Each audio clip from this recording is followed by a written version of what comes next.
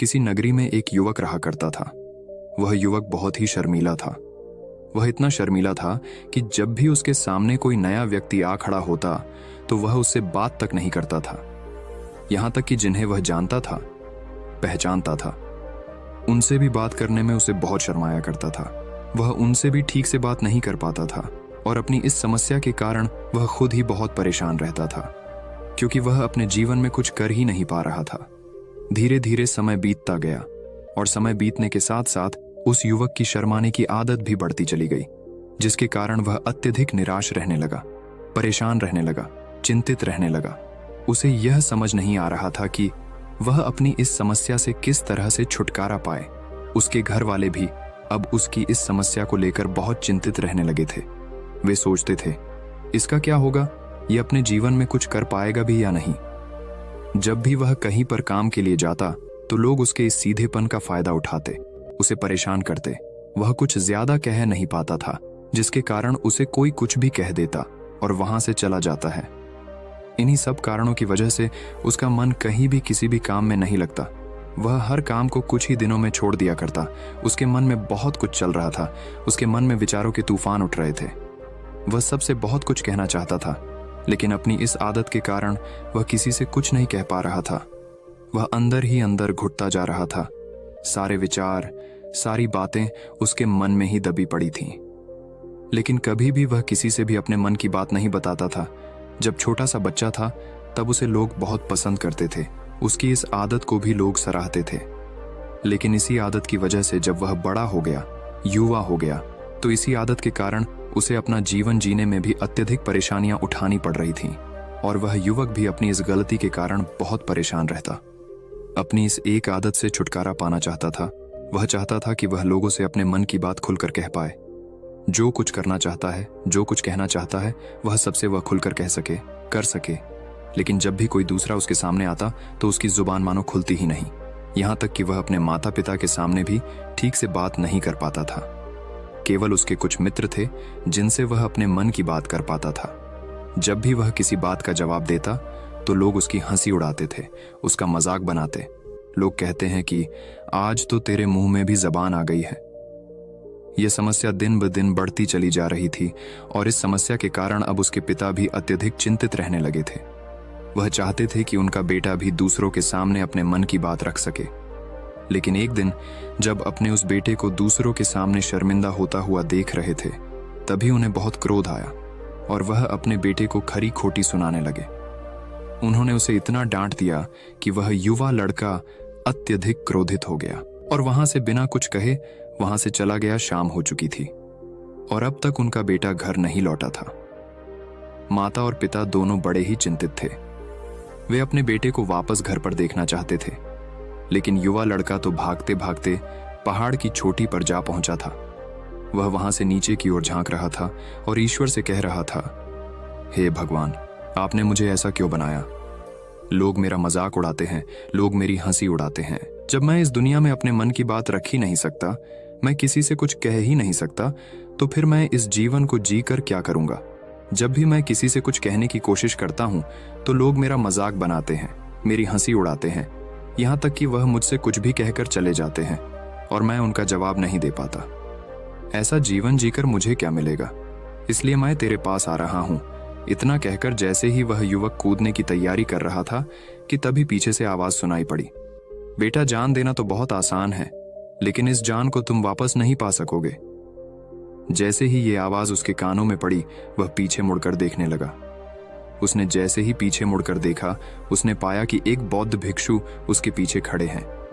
उन्हें देखकर वह डर सा गया और अपने कदम पीछे खींच ली और चुपचाप वहां पर खड़ा हो गया। अपनी आदत के कारण वह उनसे कुछ कह नहीं पा रहा था। तभी बौद्ध भिक्षु उस युवक से कहते हैं, बेटा, क्या बात है? आखिर तुम यहां पर क्या कर रहे हो और तुम अपने इस जीवन को क्यों समाप्त करना चाहते हो? ये अनमोल जीवन बहुत कम लोगों को नसीब होता है और तुम्हें यह जीवन व्यर्थ लगता है। इस पर वह युवक कहता है, नहीं नहीं, कुछ नहीं, मैं तो बस यहां पर खड़ा होकर देख रहा था। तभी बौद्ध भिक्षु उस युवक से कहते हैं, बेटा, मैं जानता हूं कि तुम यहां पर क्या करने आए थे। तुम मुझसे कुछ नहीं छुपा सकते, लेकिन मैं चाहता हूं कि तुम अपनी समस्या मुझसे खुद बताओ। तभी मैं उसका समाधान तुम्हें बता पाऊंगा। यदि तुम चाहते हो कि कोई तुम्हारी मदद करे तो उसके लिए पहले तुम्हें ही आगे बढ़ना होगा।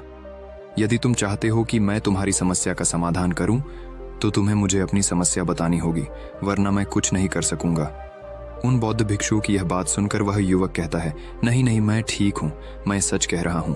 उस युवक की यह बात सुनकर बौद्ध भिक्षु उस युवक से कहते हैं, ठीक है बेटा, यदि तुम नहीं चाहते कि मैं तुम्हारी मदद करूं तो कोई बात नहीं, मैं तुम्हारी बात पर विश्वास कर लेता हूं। लेकिन तुम्हें भी मेरी एक बात पर विश्वास करना चाहिए कि मैं तुम्हारी मदद के लिए ही यहाँ पर आया हूँ। तुम चाहो तो तुम अपनी समस्या मुझे बता सकते हो और मैं तुम्हारी इस समस्या का समाधान भी अवश्य करूंगा। इसका जवाब देते हुए युवक उन बौद्ध भिक्षु से कहता है, नहीं नहीं, मैं ठीक हूं, आप जाइए। इस पर वह बौद्ध भिक्षु उस युवक से कहते हैं, ठीक है बेटा, यदि तुम चाहते हो कि मैं यहां से चला जाऊं तो मैं यहां से चला जाता हूं, लेकिन मेरी एक बात याद रखना, मेरे जाने के बाद मैं तुम्हारी कोई मदद नहीं कर पाऊंगा और हो सकता है कि तुम्हारी मदद के लिए कोई और आगे भी ना आए।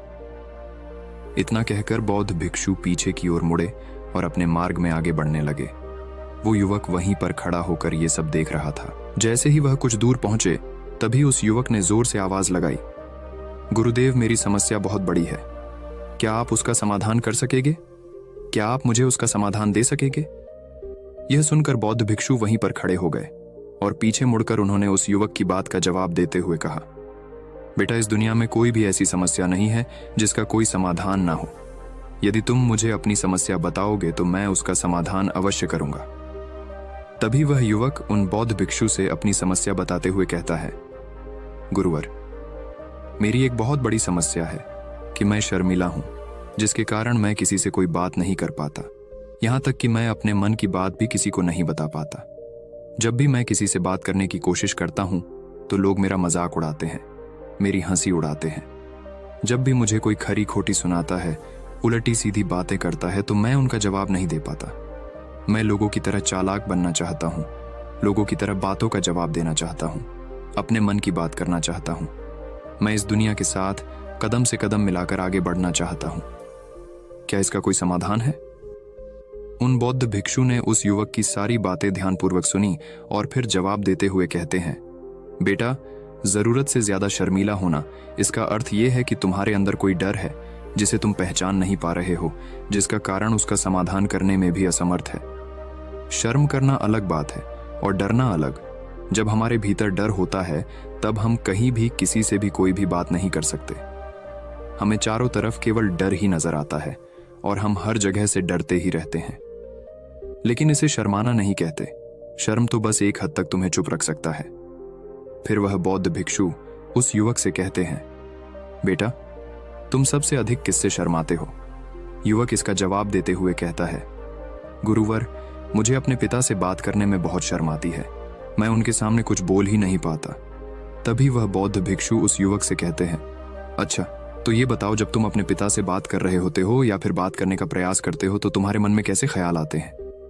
युवक इसका जवाब देते हुए कहता है, गुरुवर, जब भी मैं अपने पिता से बात करने का प्रयास करता हूं तो मुझे ऐसा लगता है कि मानो मेरे पिता अभी मुझे डांट देंगे, मुझ पर क्रोध करेंगे, मुझसे नाराज हो जाएंगे और कहीं ना कहीं मुझे यह भी लगता है कि मैं कुछ गलत बात ही करूंगा।